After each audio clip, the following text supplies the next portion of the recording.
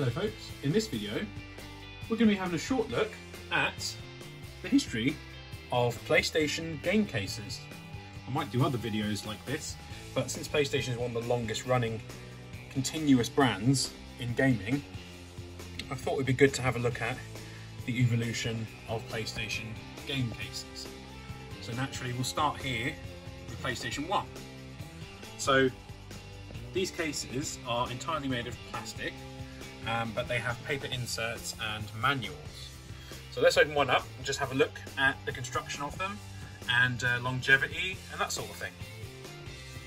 So here's Resident Evil 2. It's the Platinum version, but that only changes the colours of the box, nothing else. So let's go ahead and have a look inside. So you can see one issue that comes with these cases, and that is the plastic is fairly brittle, so they will break. Now I could glue that back together, but it hasn't really been much of an issue. Also, these discs don't have any colour on them when they're Platinum versions. So you get your manual in there, proper nice thick manual from back in the day. Got your second disc there, nice solid plastic here, good look to it, and you get a nice inlay as well.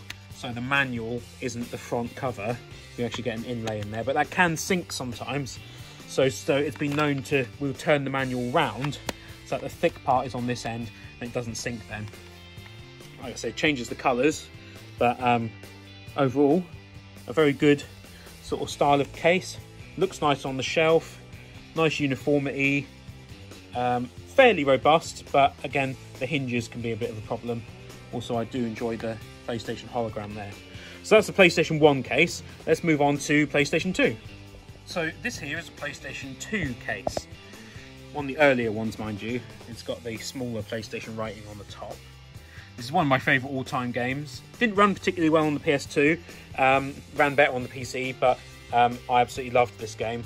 Really, really great. Probably a lot of people might look at it now and be like, oh, it's very basic and that, but still got the hologram down there, which is nice.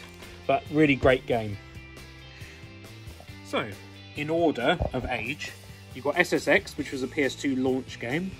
They came in black boxes, and the game itself was likely a CD, not a DVD, and the CDs were blue on PS2.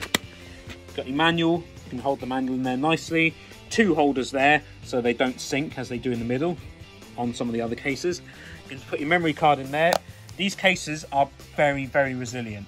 I mean, this one's probably 20 years old, and it's very strong, hasn't faded, except maybe slightly at the bottom there, but otherwise really strong. Then, like I said, we moved on to the Summoner next, which I believe came on a DVD, and the DVDs were just normal colour. But again, not many changes, just a small change to the colour of the case. And then towards the end of the, well, not the end, but in the middle of the PS2's life cycle, we had slightly bigger writing on the top of the case there. But other than that, not really many changes. Same thing again, you've got your DVD and your manual in there. Overall, very, very nice cases, and they would have fit nicely in with your other sort of DVDs and whatnot. So next, let's move on to PlayStation 3. So again here, we'll start with the earlier PlayStation 3 cases. So these ones had PlayStation 3 in the Spider-Man font down the side, and a small PS3 symbol and logo and whatnot there in the Spider-Man font. They also had Blu-ray disc and PlayStation 3 embossed into the case at the top. All of the cases are see-through, except maybe some special editions, but the later ones they changed to change the symbol for PlayStation 3 and put PlayStation Network up there. And sometimes that'd be on the side of the case as well. And in sort of the last run of games, it would even say it was 3D and only on PlayStation Move features as well as PlayStation Network. So the case is starting to get a little bit more busy down the spine, but still a nice case. And then they got rid of the PlayStation 3 writing at the top, moved the Blu-ray disc sign to the other side. So again, these cases, pretty good quality. The manual fits nicely in there. The disc is held in nicely by these little clips here. Very rarely do they fail. Yeah, fits nicely. I mean, I bought this at launch when I got my PlayStation 3, and as you can see, it hasn't discoloured or anything. Still looks nice on the shelf. Unfortunately, there's not uniformity because of the different sides. So it's up to you. Sometimes I'll put them all together, all of these, but then Resistance 2 has got a different side on it. But you need to have everything sort of looking nice on the shelf. But overall, looks good on the shelf. Good quality cases, nice and solid. No real issues with these. They all fit nicely together. Yeah, happy days with PS3. So next, let's look at PS4. So these cases on the PS4, about the same size as the PlayStation 3 cases, but they no longer have the translucent part at the top here. Fairly solid plastic still, pretty decent quality, opens nicely and easily, still got the really good spindle in there. Obviously there's no way to put memory cards as in like the PS2 era. This one is a double CD, double Blu-ray one, so you got the little holders there. You still hold the manual in there. Not really huge changes. It's see-through, so you do get some artwork on the back there. And yeah, no major changes really. They just got rid of the see-through bit at the top. And I've got a sealed copy here of the Phantom Pain. Maybe it'll be worth something one day. Who knows? But they look nice on the side. They're all basically uniform.